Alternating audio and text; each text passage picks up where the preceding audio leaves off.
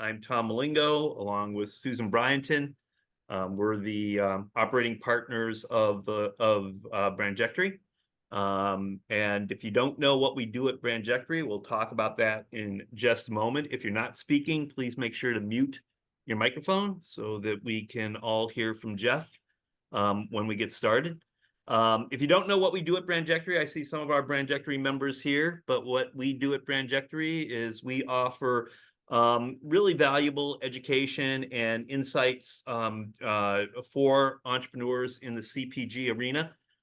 If you're an entrepreneur with the kind of product that would be at Whole Foods or Sprouts or Moms or Mothers or Erewhon, that's who we work with at Brandjectory: food, beverage, alcohol, non-alcohol, beauty, personal care, household.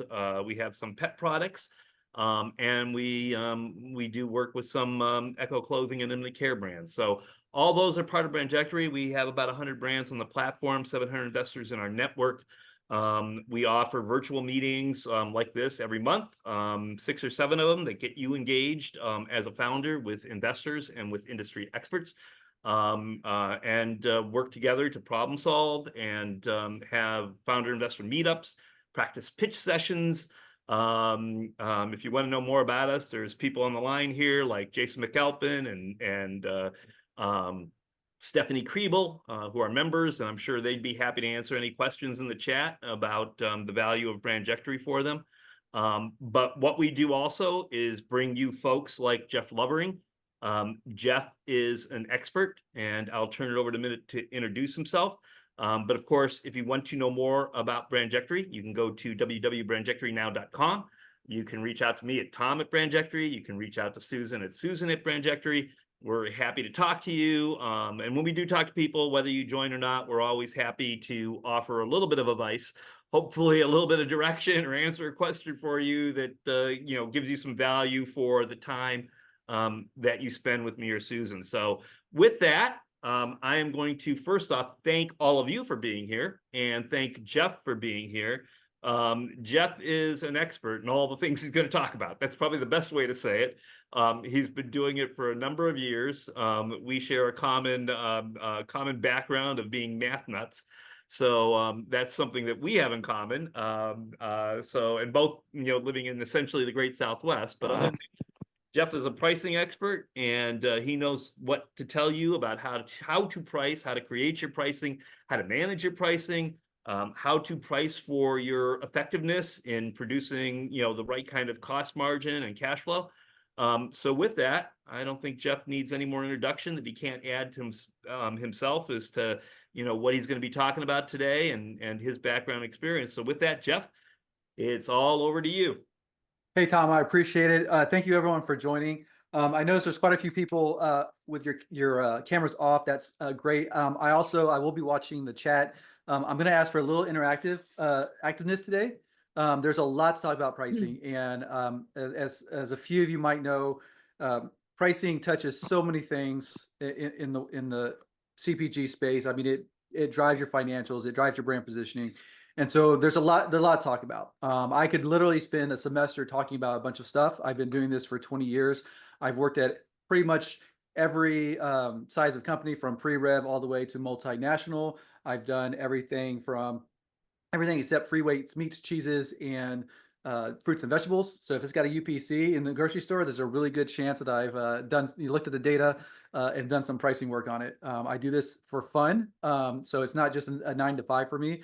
It's an intersection between economics, finance, and mathematics, all stuff that I went to school with and I continue to learn about every day. So I'm going to try a little something different with this webinar.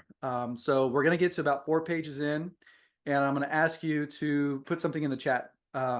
And the reason I'm doing that is, again, because this is such a wide variety of topics. I want to make sure that in the 30 or 40 minutes that we have to talk, for me to talk, and then, last bit up for Q&A, that we cover everything that's relevant to you. So with that, I'll share my screen and we'll move into some pricing. All right. So I start with this quote. Again, I said I like mathematics, economics, and finance. I also like history, a lot of books. If you could see my office, I'm a big book nut.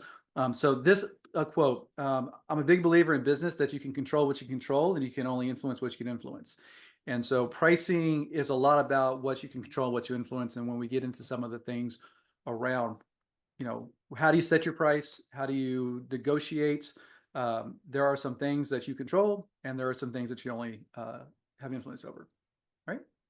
So I'm going to go hit 4 topics that I'd like to cover today. And so when we get to the Q&A portion, hopefully that we've covered all these.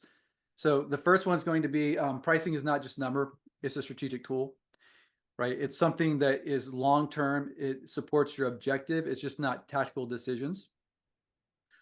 You have to know your unit economics. If you're like, yep, I know it forwards, backwards, sideways, awesome. That will jumpstart our conversation. If you're asking yourself, what is unit economics? Ooh, are you in for a treat? We're going to cover some stuff. It's easier to take your price down than up, right? And so that's one of those things that's counterintuitive to a lot of people. But as we think about inflation, we've heard some things in the public domain about price gouging. It's a lot different universe today than it was pre-COVID. So taking up in price is a lot harder than taking it down. And then avoid over discounting. And so this is one of those things where people assume that price is the end all be all when it comes to volume, and it's not always. And then eventually, for those of you that are into memes, it's about profit, right? So what I'm going to ask is that right now in the chat that people put what is most important to them today. So it could be unit economics. It could be offering a price for distribution and market share, distribution at a retailer, negotiating a price with a retailer, pricing to increase velocities, pricing how do we set up a price list? Price back architecture, another big one. Input execution with sales teams and brokers. How do we work with them and set prices at retail? Pricing versus competition. If you're breaking in or you're fighting, trench warfare. And then channel pricing, where to start, right? So if you're in natural, C-store, Amazon, all that good stuff. So those are some strategies that we can cover. And then there's the how-tos and tactics. And so this would be getting into things like, how do we set a list price? There's 3 main approaches. How do we do, what's some tactical pricing tips around promotion, non-promotion, and list prices? Definitions, right? I mean, if you're still unclear about what's a pricing strategy or revenue management, and then we straight to Q&A. So if there's some things, go start dropping those in there. And after you've put them in, go ahead and put maybe the channels that you're working in, categories, maybe some price points that are a concern to you.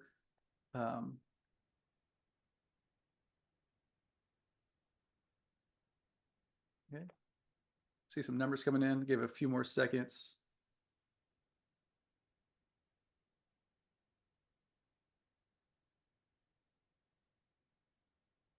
Multiples are good.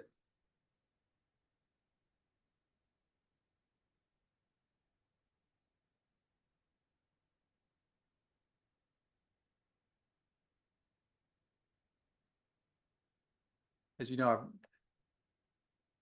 okay. So with that, it looks like the winner was negotiating price with a retailer. Ooh, one of my favorite topics. Number 2 was going to be pricing against competition, another one of my favorites.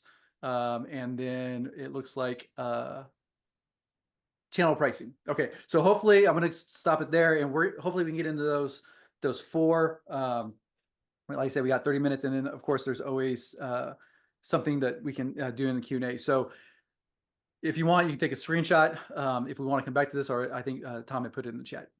All right.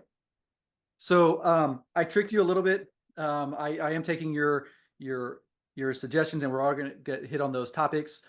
I am going to cover unit economics, and I'm going to cover unit economics for a couple of reasons. One is, having done this for a long time, language is very important, right? And so when we talk price, we talk things like SRP, list price, distributor, customer, consumer, trade spend, gross margin, percentages. We're not always talking the same language. And so first I want to make sure that we're understanding the language. I want to understand that we're using the right assumptions. And then what we're using for, why unit economics are important. And then that's going to be uh, the underpinning foundation of when we start talking about negotiation with retailers, how we set channel pricing, how we're pricing against competition, right? How we're going to increase some velocities. Okay. So unit economics. So going back to when I say pricing, and I lost my screen. Sorry about that. When I say SRP, most people think that that's the price point that's going to be on shelf. And that's actually a common misnomer. The suggested retail price is just that. It's a suggestion. We're just recommending a price point or asking for a price point at shelf, but that's not necessarily where the retailer's price. In fact, a lot of retailers have their own pricing departments. They've got people that are looking at this. They have pricing zones. There's all sorts of middlemen that get put into the calculations. And so what you say you want versus what you actually get might be two different things, right? And this goes back to my original quote about controlling what you control. Oops, I have no idea why that's not clicking. So SRP in this example, 549. Okay. But that's the end point. The starting point is always the list price. And so for the most part, when I say price, I'm talking shelf price. I'll say SRP if it's a suggested retail price. And I'm talking list price. I'm talking the actual price point that I expect that I'm going to sell at. All right. And then that's my gross revenue. So going back to my very first statement about choosing what you can choose, control what you control, and influence what you can influence, list price is one of the only things that you get to 100% choose, right? As the founder, as the controller of your organization, as the CEO, president, founder, you get to decide what you want your list price to be. And then there's distributor markup. Okay, so most of you at early stage, brands are trying to get to distribution. You're going to go through a Unify, a KE, and they're going to be a markup. Now, when I say a markup, that's different than a margin. And I use markup instead of a margin because of the way that retailers and distributors negotiate. So distributors work on a cost plus model. So they take your cost, they tack on, and they agree with Whole Foods, hey, I'm going to mark it up 8%, and that's going to be the net unit cost to the retailer. Then the retailer takes a margin, and that margin gets tacked on top, and then that ends up going onto a price point. So I'm sorry if some of you, I don't understand why my screen is advancing when it's not supposed to. Everything's on a click. So we have a net unit cost. Retailer adds their margin up. You know what? I'm just going to let it go. So that price point gets added in. Now, retailers change their prices all the time, right? Their margin requirements change. There's a lot going on right now with the Albertsons Safeway merger. So we don't necessarily know where margin is going to land, but they're assumed typically 30 to 50%, and they talk in margins. Markups and margin. And I'm sorry if this is a little basic for some of you, but it's a very important point. I've seen multi-million-dollar, 9-figure brands mix up margin to markup, and I always recommend talking distributors markups and retailers margins so that you are distinguishing what you're doing and you get that calculation down, right? Once you get to list price, again, that's a decision. Now we have to talk about trade marketing. Okay, so this is everything from slotting, terms, discounts, coupon redemptions. If you're an e-com, it's going to be your price per click, your price per mil, anything that is kind of that variable selling expense that goes into managing price. That gives you your T to S. Early stage companies will be in that 20 to 25 range. I've seen as low as actually 12. I've seen as high as like almost 40. Okay. List price minus trade spending is your net sales. And then you have COGS and you have gross margin. So when I say COGS, that's everything from raw materials, packaging, labor, tolling, waste, yield loss, all that good stuff. It could include freight, but not necessarily on the outbound. It needs to go somewhere in your P&L before you get to contribution margin, but that's up to you. And then you get to gross margin. A good target margin on a net sales basis is about 30%. And you'll notice I have percent of net sales versus percent of gross sales. And the reason I have that is because as early stage companies, a lot of companies like using percent of net sales. It's a higher number, right? But from actually setting your list prices and for managing your P&L, percent of gross sales is actually much more constant. It doesn't fluctuate as much if you're adjusting your T to S. So therefore, I actually recommend using internally for your calculation purposes, using everything as a gross margin, and then moving on to net sales for reporting. You could stop there. Again, there's a good target margin of about 30% that you're going for. Early stage companies rarely get there, but again, it's a target. If you want to go from a P&L 101 to a 201, you can add on other variable expenses. So this would be your variable selling expenses like brokers, your variable marketing expenses, anything that's a lot of your e-com type stuff, and then your warehousing and logistics. So most of those are going to be kind of in that 5 to 10% range, maybe a little bit higher, maybe a little lower. And these are informed assumptions, right? And that gets you to a contribution per unit, right? So, and your contribution per unit is essentially all the cost it takes to move to fund your business on a variable expense. It's what's left over is to fund your fixed overhead. So this is things like your rents, your salaries, and your profit. So if your contribution is negative, that means you have to raise funds. You're going to have to borrow funds. You're going to have to fund the business because you're not generating enough revenue to fund the business. So you're going to have to borrow. If it's positive, you can self-fund, right? You can work on your fixed overhead, reduce it. This math seems very easy. I put some formulas in there. If you want to screenshot it, this recording Tom will put up on the Brandjectory website. If you have calculators, great. Is there a question? Lenny Lance. Sorry? So, yeah, if you have a question, go ahead and you can put it in the chat. So this math is what is informing your pricing. You can play around and make an Excel spreadsheet that says, hey, if I take my list price up, list price down, and notice it's going to flow all throughout up and down. So when setting your list price, understanding your unit economics is imperative. So that's the basics. And hopefully that we're talking the same language for the rest of this time together. All right. So common mistakes number 1 and 2, right? And so this is common pricing mistakes that I've seen in my 20 years. The top 2 is not knowing your unit economics. So why is that important? So unit economics are going to be used to making your pricing decisions. So a lot of you put in the chat, hey, I want to know about channel pricing. Well, if you have your unit economics by channel, now you know the sensitivity between trade spending on variable expenses. If it's more expensive to fund Amazon, you might want to raise that list price. If it's more expensive to fund a price in Club, you might want to actually have a lower slope, right? And so there's ways that you can adjust. It also informs your profitability and your cash flow. This is one of the things, if you run out of cash, you run out of business. If your COGS are too high, your price is going to have to be commensurately high. Volume will not fix all ills.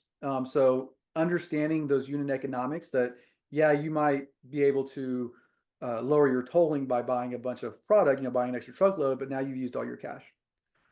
So understanding your unit economics, are you being able to fund your business with just your variable selling?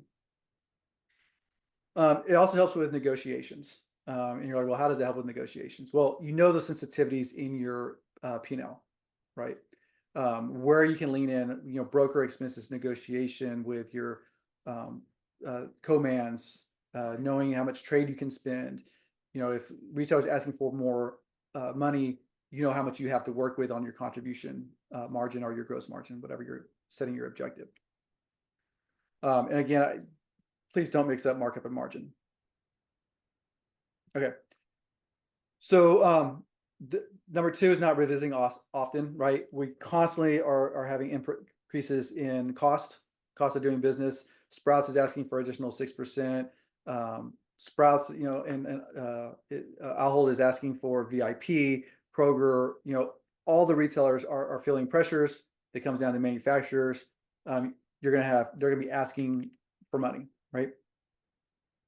And then investors. So for a lot of early stage brands that have negative contribution margins, you're raising funds.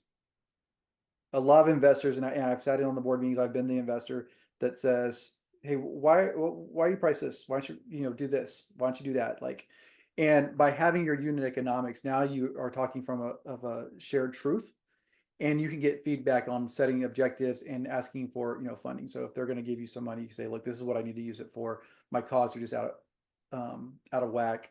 I need to bring that down. I need to switch commands. It's going to cost money, or my marketing plans, or what have you, right? Okay. So the leader was, I'm going to go straight through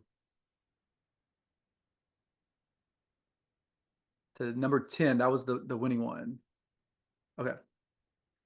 Or discounting certain retail channels. All right. So I don't think it's lost on most people that retailers watch each other's prices, both in store and online, right? Scraping tools and methodologies have been around for quite a while. We have direct knowledge, that Target and Walmart and Amazon have web scrapers that are scraping each other's data, their pricing, and they've gotten much better than in the past. It used to be you could offer a various size or pack count, and you got away with it. Now they're being a little bit more advanced, and they're looking at price for volume. So early pricing decisions can have long-term consequences across all your relevant channels. And so what typically happens, so Costco is asking for a 20% discount versus rest of the market.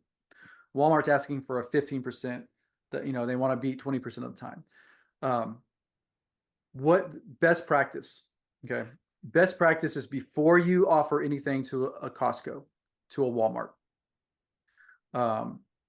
You know what you want your SRP to be in market. You've run your unit P&L, your unit economics. Then you back into what it is going to be at Costco or Walmart. Now, I say that Costco is going to ask for a discount. They're going to work on a small margin. Build that into your costing. If they want something more, you can and say no. You can and should say no, right? I've been in too many situations going into companies that get to that kind of $50 million range, and I look at their list prices, and it's all over the board. They've set anchor pricing, and as I said earlier, it's much easier to take prices down than up.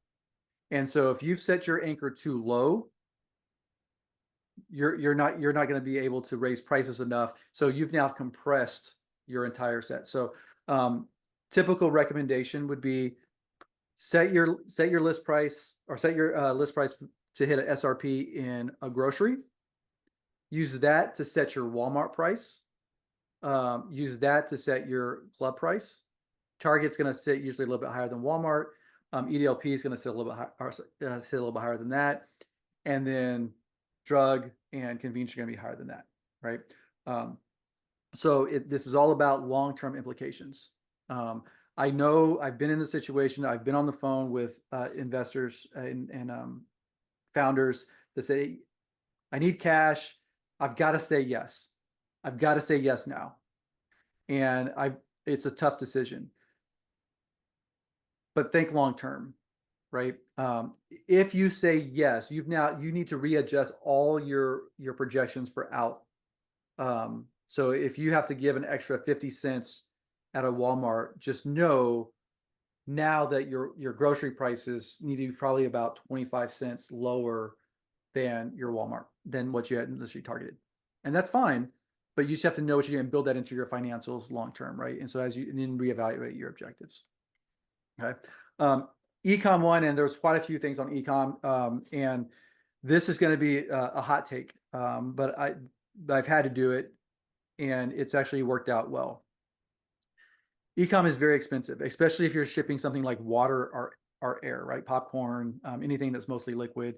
There's a really good chance you're not making profit. If that's the case and you're in a cash crunch, you can raise your prices. Okay. It's less of an issue for having a higher online price than in-store price. And so for direct DTC, take your price up. Walmart 3PL, take your price up. Okay. There's other ways, to get to the front page through marketing spend than just price. Price is a component, but it's not the component. Okay. And then studies have shown, and there's a book that I recommend most people, and we'll get to at the very end.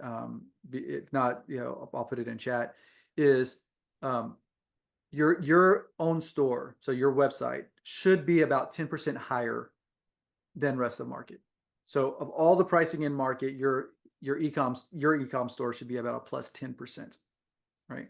And this goes down to internal reference pricing, psychology of pricing, and what people use as a reference point, and then what their expectations are for online goods versus in-store goods. All right. And with that, I'm going to go back to the second leading one. So you fast readers can see where we're going, but I want to make sure that we have enough time. Okay. Negotiating with retailers. So this is one I've had much more success with. And this is counterintuitive to what most people would say. And there's actually another book that I'll recommend at the very end that helps with this, which is don't box yourself in a negotiation by giving the retailer a list price and presenting an SRP first. So what do I mean by that?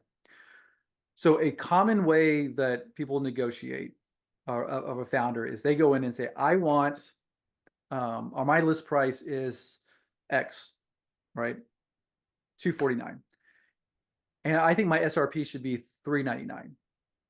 And theoretically, that might be great. What ends up happening, though, is you've now given the first offer to the retailer. And they say, okay, well, my markup is X. I might have a freight charge of this. My category average margin is this. I'm taking a chance on you. I might like you, so I take a lower margin, or maybe not, and I take a higher margin because it's a risk.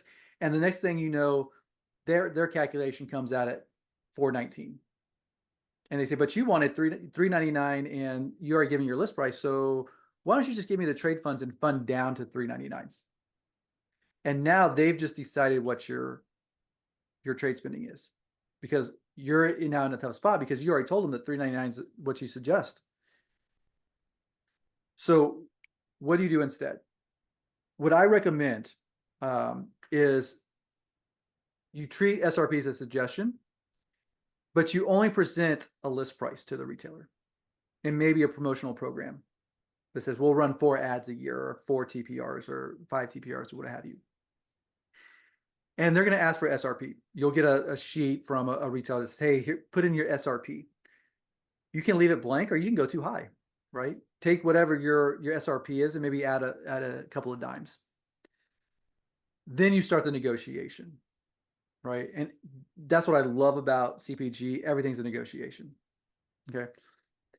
But that way it doesn't box you in, right? If they come back and say, hey, we would like you to add a EDLC to get down to $399, you have the economics, your unit economics, say, okay, does that work for my financials? Is this going to cause issues with my Costco pricing or my Walmart pricing? And then you could say yes or no. And I'm going to say something a couple of times on this one is it's much easier to buy down price if it's too high than take up price if it's too low. And I'll say that again because it's extremely important. It's easier to buy down price if it's too high than take up price if it's too low. Very important. So here's an example, right? So you have your choice variables, your SRP, and your list price. You give that to the retailer. They say, I have retail margins and distributor markups. The next thing you know, now you have a shelf price that may or may not be your SRP. You have a trade rate, and your net sales are outcomes, and you no longer get to choose. If you go the route that I'm recommending, you say, look, I have a list price and I have a trade rate, and I know what that bound is because I know my unit economics. Then I have constraints. I still there's constraints of retail margin and markup. I can't affect those necessarily. I can influence it a little bit, but ultimately I can't control it. Now you just have a shelf price that you influence, but you still control your trade rate. You get to say yes or no, right? And a big part of CPG is knowing when to say no and knowing when to say yes. Okay, so couple of takeaways on this one. Again, SRP is all about suggestions. You influence it, you don't control it, and don't box yourself into negotiations. Right? I think somebody, this is 5. Yeah, 5 made it in there. Okay. So common mistake number 5, lowering price if your velocities are not meeting retailer category thresholds. So for those of you who have been in the industry a long time, most velocities requirements have typically been around dollars. But more recently, they've moved to units. So you'll get a note, or you may be getting data from Spins or IRI or Nielsen, or maybe your broker that says, hey, your velocities are pretty low. And our recommendation is that you lower your price. I typically don't find that price is the primary driver of velocity performance. In fact, what I find a lot of times is that there's something else that's driving it. Low unit velocities could be driven by something like awareness, taste that need to be addressed. I've worked for brands where I get brought in and their pricing is actually below private label. Brands that are below private label, and they say, help us fix our pricing and promotion. And I've literally said, I would love to help you, but if you're priced below private label and you're still not moving, it's not price and I can't help you. Right? So unit velocities, if price could be a factor, especially if you're around a threshold, or your thresholds are typically at the 99s, 199, 299, 599, big ones at 999, 1999. But other than that, it's typically going to be something else, right? Are they finding you on shelf? Is it meeting a consumer need? Does it taste good? Is it of value to the consumer outside of price? Okay. A check on that is promotional lifts.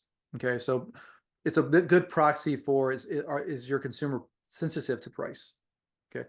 From a consumption standpoint, a tag should generate about a 30% lift.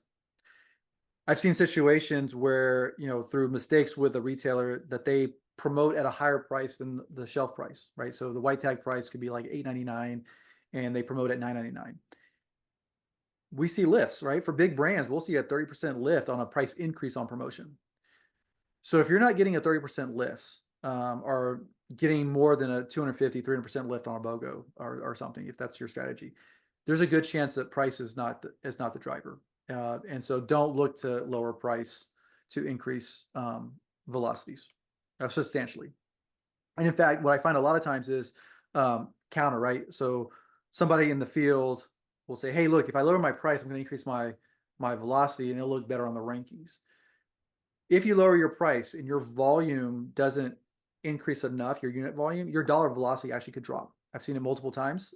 So you think that, hey, if I lower my price, I might get into the, from the third quartile of rank of SKUs, I'll get into the second, and then they drop to the fourth. So a good check, because I don't suspect that many people, are going to be doing their own price elasticity study or, wanting to pay somebody to do your pricing study, but is to do a quick break-even calculation. At my current price point, for me to make the same amount of dollars, my velocity, if I reduce my price, has to increase by X percent. If it's a 3% increase, well, it's probably doable, in unit volume. If you need a 40% increase in units to make the dollar velocity or dollars increase, it's probably not likely. And so you'll see it's when you do the calculation. And this is math I highly recommend that you learn how to do, because it's a good check on, a sanity check on whether or not funding down price is going to be worth it in terms of increasing your dollar velocity. Okay.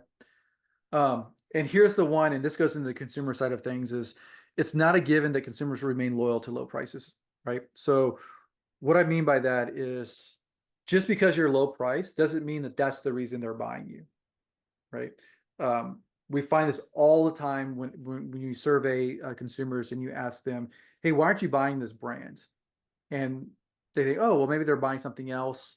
Some people just leave categories, right? The Pareto rule is typically, the 80-20 rule is about 60%, actually. So about 20% of your consumers buy about 60%, but they churn, right? So if you get numerator data, there's a, a, a measure that is percent of buyers repeating, right? Are they coming back? It's not always price driven. People switch in and out of categories all the time. It could be seasonal. It could be, they could be dieting. They could other expenses come up, right? They're more, something else on their plates. And there's a lot of consumer research, especially if you're selling items that fall into, lower demographic, economic income groups that they just don't eat, right? They actually are literally buying less food and the parents are eating leftovers from the kids. So we can't assume that just because you have a low price, volume is going to come back, right? And I'm going to hit one more, and then it was number 6 was the next one, and then we'll move on to Q&A. Okay. Overcomplicated list price. Okay. Few recommendations on this. Big one is line price as many SKUs in your portfolio as possible. This helps for a whole host of reasons. Some of it is just simple administrative. Some of it is executionally wise, right? So a lot of ads that you run are based off of price points, and price points, if they're your line prices at SKUs, they're going to be line priced at shelf. I've seen multiple times that retailers on purpose, although they call it an accident, will take things that are pretty close. They run them at the same price and they go back to the manufacturer and say, hey, look, we ran at the same price, make us up in the difference, right? Give us an extra 7 cents to make us whole, right? So it's easier just to line price. I mean, I actually recommend always floating up to the highest priced one as you line price. Because again, you can always buy down price, but taking up price is hard. You don't have to have a distributor versus direct price list. You can, and if you have one already, that's not a problem.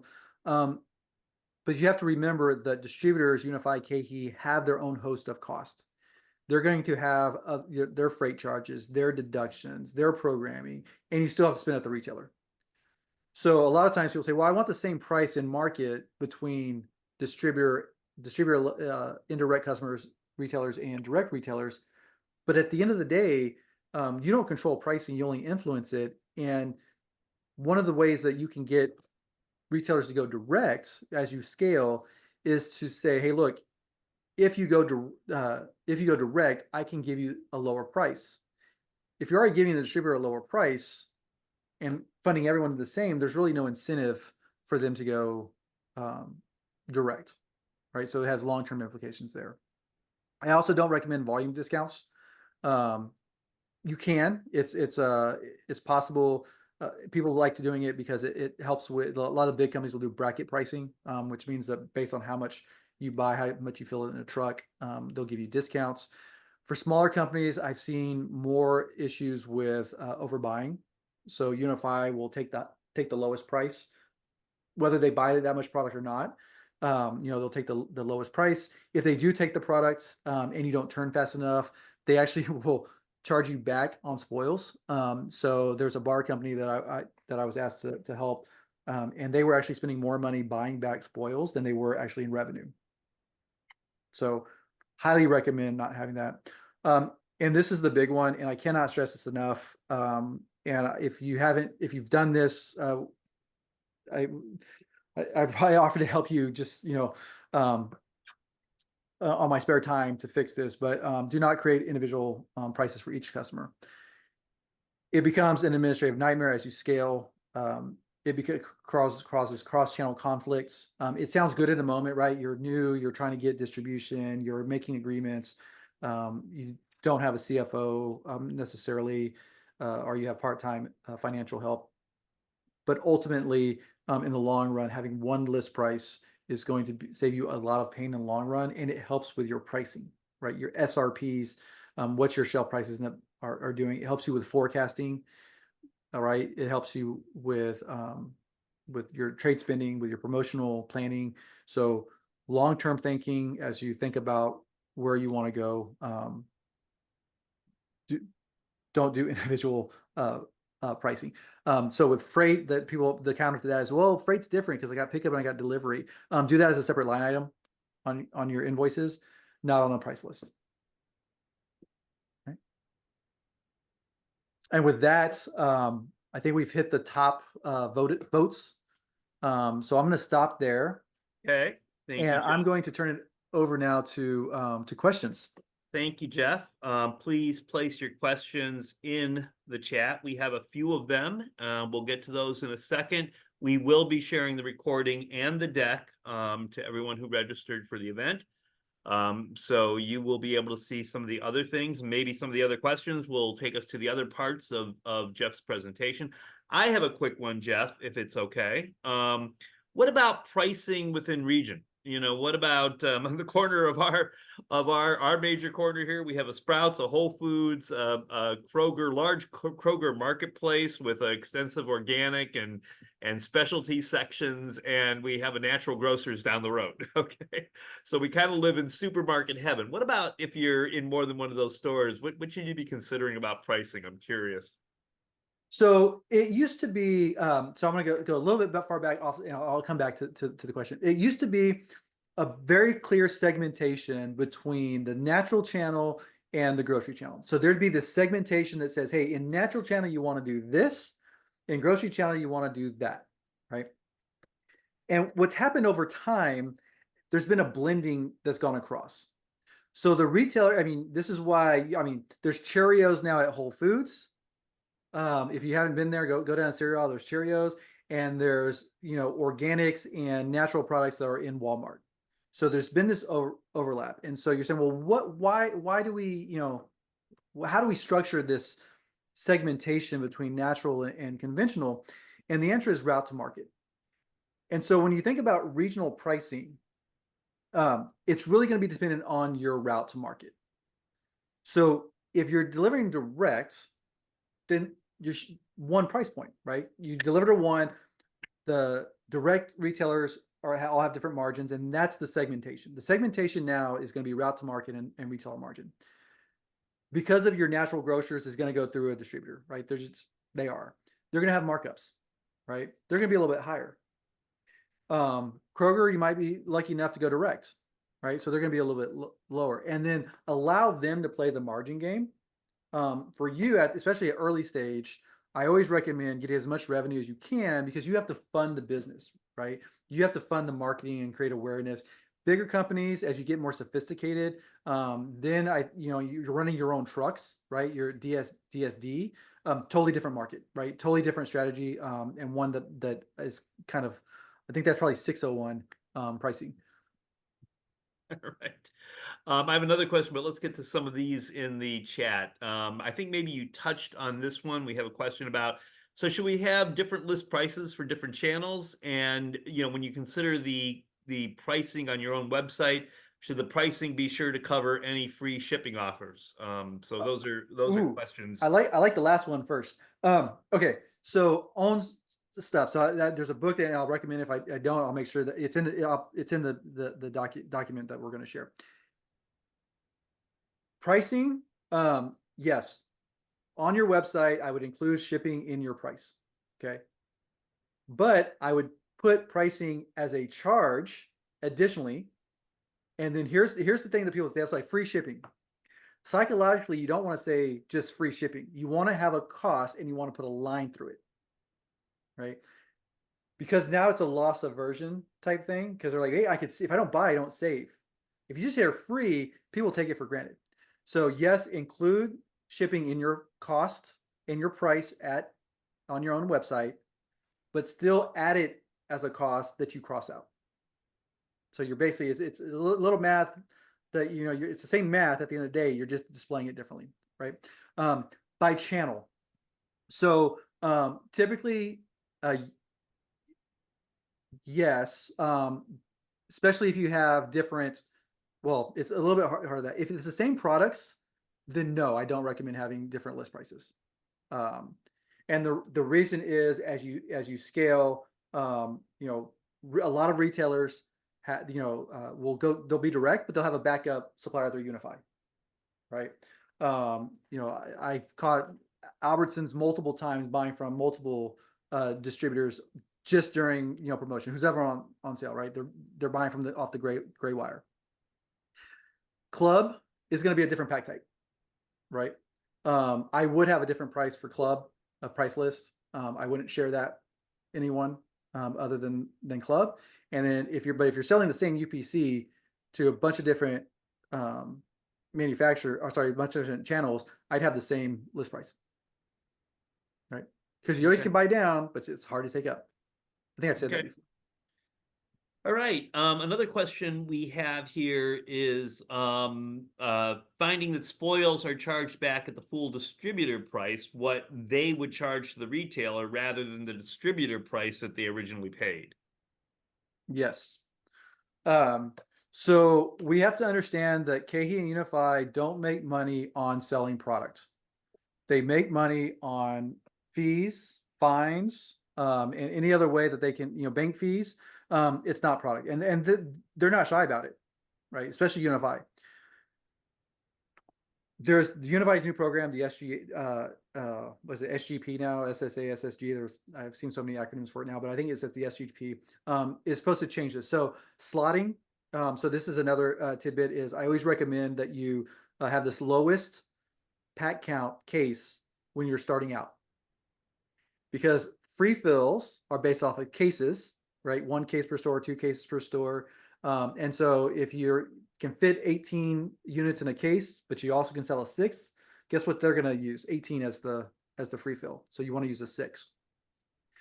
They actually do it as at the catalog price. So and it varies. It goes from low of 30% for some categories. I've seen as high as almost 50. I think it's 47 is the highest for frozen. Is the catalog price. So that's what's published. So when you get a free fill bill or a spoils bill, they take that highest price, that list price plus 47, and they build back that. Then they take a percentage that says, okay, now there's the fee on top of that, minimum of the percentage or a flat amount, and then that's what you get back. So if you sign the SGP for Unify, that's changing, and it'll only be the list price. So it will make it a little bit better. Smaller companies, if you're paying for a lot of slotting, you have a lot of spoils. I do recommend signing, negotiating it down. Of course, always negotiate. Everything's negotiable in CPG. Don't sign it blindly, but it probably would be a good deal in the long run, because those spoils and slottings will be at the list price that you sell it into Unify and KeHE, or into Unify. It won't be the catalog markup price at list price plus 47 or 35 or whatever it is. Okay. Another question was, what's a reasonable gross margin percentage range for specialty products for the brand selling to distributor? That's a tough one. The worst I've seen has been almost negative 50. The best I've seen has been about 40. Okay. Everything in between. For small brands. Target is 30. If you can get anywhere starting out between 0 and 30, I think it's good. I would always lean higher.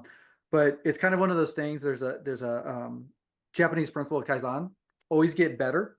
So whatever it is today, add a couple of points, and that's where I recommend it should be, a month from now or a quarter from now, right? Always improve it and get as high as you can until you can start self-funding your business. You talked a little bit about pricing by channel. What about pricing between grocery stores and the food service channel? So full disclosure, I don't do as much in food service. It's typically for the products I do stuff with food service. It's different pack sizes. And so for those, one of the tricks that a lot of people will use for food service is they have a higher price in food service. And then because the data is harder to get by, they make agreements with the end users to give them an OI that gets charged through a dot or somebody. And that way, when they get the invoices through, they can estimate what each one's selling, because they might not get the data. So for example, if you're selling to a CMU, you can say, hey, look, for that I'll give like 10 cents. For a restaurant group, you might say, hey, I give 5 cents. That way, when you get those bills, you know the ones that are multiples of 5 cents, let's say a nickel times the units is going to be the restaurants, and the 10-cent ones are going to be um, the CMUs. Okay. Um, oh, someone asked, is the distributor margin similar between grocery and food service? That I'm not 100% sure. I don't deal much with the distributor side on the food service side. Uh, I do know that the margins or sorry, the markups. Like, I like talking. I recommend for distributors to talk markups. The markups in even in grocery can vary. It varies by uh, retailer. It varies by temperature state. So ambient versus refrigerated versus frozen are going to have different markups. And in some cases, it even varies by warehouse, right? So they might charge a little bit more, and some of that is to cover the freight. Okay, we got a couple more questions here. Do you know what the average retailer margins are in the frozen category for retailers? So frozen and produce typically have higher margins.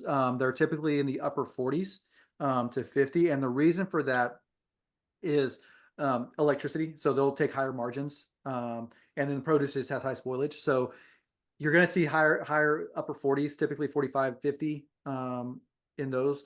Center store, refrigerated, you typically have lower, and there's a slope, right? So your West Coast is going to have higher margins. Southeast is going to have the lowest margins. EDLPs are going to have lower margins. So your Myers, your EDLPs, your Hannaford's even, are going to have lower margins. We have one more question in there, but there's something I'd like to get to first. I get a lot of questions about working with distributors, working with sales agents. You're number 8. Could you maybe give us a brief a brief covering of number 8? I don't think you touched that one. Yeah. So for that, yeah, salespeople and brokers. So this one is yeah. I'm going to say something that might make some people uncomfortable. But as founders and leaders of organizations, we have to understand that not everyone's incentives are aligned. Okay. Brokers typically have a better relationship with a buyer than they do with their brands. Think about how many brands they have on their desk. Even if if the broker organization has invested funds with you, the actual person making the call might not. Right? They might not have a financial incentive with you, but they do with their livelihood requires them. A Cincinnati-based broker is going to be dependent on Kroger. Salespeople, they can come and go, right? Even if they have stock options, they can come and go. Their next thing could, again, their livelihood. Your livelihood is the brand. I highly recommend that no person outside of the founder, and later as you get bigger, the leadership team, makes pricing decisions for a retailer that's not, pre-approved. In other words, you can give guardrails. You can say, hey, broker, you can go up to 10% spend. It'll probably be a 10% spend. So I would financially say 15, but only tell them 10. As you get bigger, you can do guardrails. You can give, direction. But I highly recommend, because your unit economics as you're small, to not turn over any of your pricing decisions to your sales team or your brokers. Their input is valuable, but again, their incentive is not the same as your incentive, right? So from a behavioral economic standpoint, incentives matter. We got 2 more questions here. Hopefully, we can get to both of them. One is the value slope between a 4-pack and single serving offers. Well, I can't say that. Okay. So there's a nuance here, and I've seen this mistake multiple times. If the individual pieces inside of the multi-pack are individually UPC'd as the same as the single, from a list price perspective, I highly recommend that you line price it on a per piece basis. And the reason being, especially if you're in beverages, go to a Whole Foods during when they're restocking. They will open the multi-pack and put out individual pieces. Now, if you want to have a different price on shelf, you give a scan on the UPC for the multi-pack to bring the price down. So it's incentive to get a low price. And you're not doing it because it needs to be. I mean, think about if you're a Coke drinker and you have the option of buying a cheap single or a 24 pack and you drink 2 Diet Cokes a day, you're not going to load up 24 individual pieces. It's not worth it. You're a heavy user. You're a heavy consumption. Your usage occasion means that you want to carry 2 24 packs instead of 48 small pieces. So you don't necessarily need it. It is common knowledge, though. I say common knowledge kind of with quotes, is that people expect a discount for bigger sizes, right? I'm doing you a favor by buying a lot, right? So you should give me a discount. And so for that reason, this is why Costco recommends or wants a slope because of their value image, which is a whole different thing about how pricing influences people's decision. But it's not always the case. I mean, we've done plenty of surveys where the per volume piece was actually higher in a club than it was in a Walmart or a Kroger. So again, I do recommend that if they're individually UPC'd, they are line priced at list equally on a per piece basis, and then use a scan to manage the price at shelf. Okay, we got a couple of quick ones here, and I think maybe Jeff is available to stay a few minutes after, but Sure. we have average retailer margins for non-frozen, shelf-stable specialty foods and coffee and spirits. Okay. So margins are typically higher than category average for specialty foods. And so price conveys information, right? Absent all other information for a consumer, they look at the price and it gives them information. And so there's a thing called the good, better, best, Goldilocks zone, whatever, behavioral economics book you're reading. But the mid-price one typically is what people go to. So the highest price one usually have the lowest velocity. The middle one usually has the best velocity, and the lowest price one is a little bit lower than the mid, but still better than the high. So because they turn less volume, they're higher priced. To be as productive per linear inch, they need to have a higher margin to make the same profit per shelf space as a mid price or lower. So if a category average is like a 35%, you're going to be at a 38%, maybe a 40. So for that specific, especially, I would probably for modeling purposes assume about a 40 margin, depending on which category. But meals are a little bit different sometimes than ingredients. But overall, I would say about a 40 would be a good And assumption. coffee and spirits? Spirits is it depends. Spirits is going to be different by state. It's going to be vary by type of spirit. Beverages, coffee is going to be anywhere from the low 30s to the mid 40s, and it depends on the strength of the brand. So this is one category that got over skewed years ago. K cups came out, they expanded and they've shrunk. So retailers have been pushing back, but for the most part, I typically assume somewhere in the low 30s, 33, 35% for coffee. Okay, someone did ask if you could explain the value slope real quick. Tell me a little bit more about value. I think they're looking for, in the question of the 4-pack and the single service offerings, what are you looking, who's getting the value from the size that you're the size you're selling? Oh, okay. So the definition of value. So sorry, I'm in an economics framework, and so there's like psychological value and the economic value. So I was kind of thrown there. Okay. So the value slope. A good rule of thumb that I typically will recommend for a value between sizes is on a per equalized basis, right? Per volume, per ounce, per piece, or something. Is the bigger you get, don't for every incremental piece, don't go more than about 8 to 10% slope, right? And you want it to be linear. And so, because what happens is you're looking at a size and then channel. And so typically your club is going to carry the bigger sizes, but eventually you're going to see that your big size make it into, you sell it to a distributor, it makes it into a Meyer, right? So it's going to make it across channel. And so by having it on a 8 to 10, what that allows is as you add on margins and markups, it still keeps what we want is what's called a left-hand bias difference, which is we just want the left-hand number to be different. So like a 1 versus a 2. If it's a multi-pack, they're bigger. They take more shelf space. They don't promote as much. So a lot of retailers will ask for something closer to like a 15 to 20% because, they're like, well, hey, like you're not going to promote it.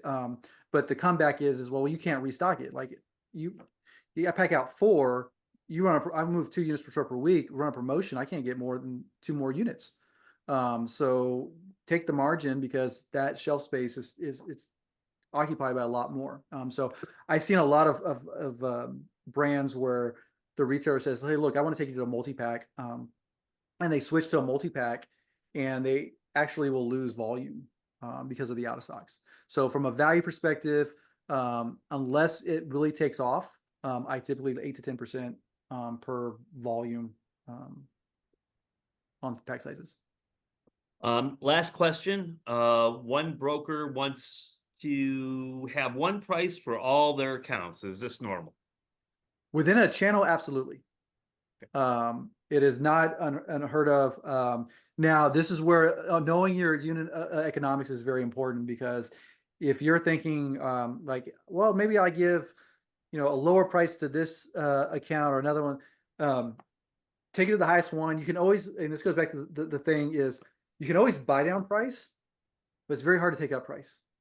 And so by going to any retailer and giving, I mean, the classic example is trying to get into a big retailer that takes a lot of margin, an Albertsons, and giving them a very low price. And now you set the framework for the entire country that you got to be lower at Walmart now, significantly lower. And so one price is not unheard of. In fact, I actually encourage it for most brands. I'm going to ask one last question, and if you can take a minute to answer it. You talked a lot about it's easier to lower price than the raise price, and given everything I'm sure that applies to pricing applies to raising your price. But is there any considerations that a brand should take into place that that are special for that point in time where they do have to make a serious alternation to the price? Yeah, so there's a couple of things that come into play. One is it's called price awareness. Most consumers are not price aware. They do not remember what price they paid. Okay, and the studies have shown that you have this responsiveness to price. Right, you go up 10%, you're going to lose 10% in volume. Right, 10% in price loses 10% in volume. By downsizing first, or doing it in conjunction with a price increase. So shrinkflation, if you're watching, the news, if you do that, and you're big enough size that you could come down, that typically has about a quarter to a third of the impact. So if you on a price per ounce go up 10%, you're only going to lose 3% in your volume, not 10%. And so the first thing I always look at is your size. Now, there's other consideration with COGS, right? If you have CapEx investments or you have packaging materials, so there's other things that go into that decision. But that's my first thing I look at. Second thing is where am I priced relative to the next closest threshold? So if I'm at $4.19, I need to take a price increase at shelf, and I have evidence that $4.99 is the next threshold. Man, I take as far as I can, right? It's called leaving pennies on the table. I don't want to leave pennies on the table for the retailer to pick up. So a good rule of thumb is 7 for 10. Every 7 or 6 is now. We see your email. Yeah, I know. I was trying to take you off. For every There we go. That's 6 what I cents or wanted. 7 cents you take at list, you're gonna see 10 cents at shelf. All right.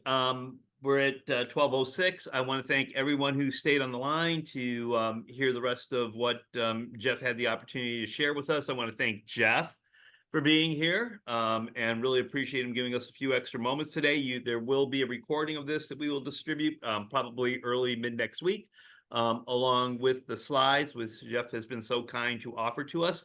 Again, remember, you can follow Jeff. I had put his LinkedIn page there in the chat, so you can follow Jeff and reach out to him through LinkedIn. And of course, if you need have any questions about Brandjectory, it's Tom at brandjectory.com, Susan at brandjectory.com. Next month, we're having an event around pet brands with Julie Nelson, who I believe Jeff knows pretty well. Yep.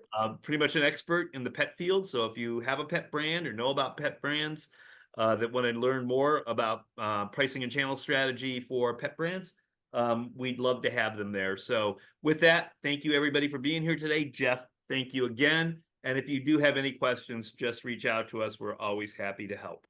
Absolutely. Thank you, everyone. Have a great evening and afternoon. Yes.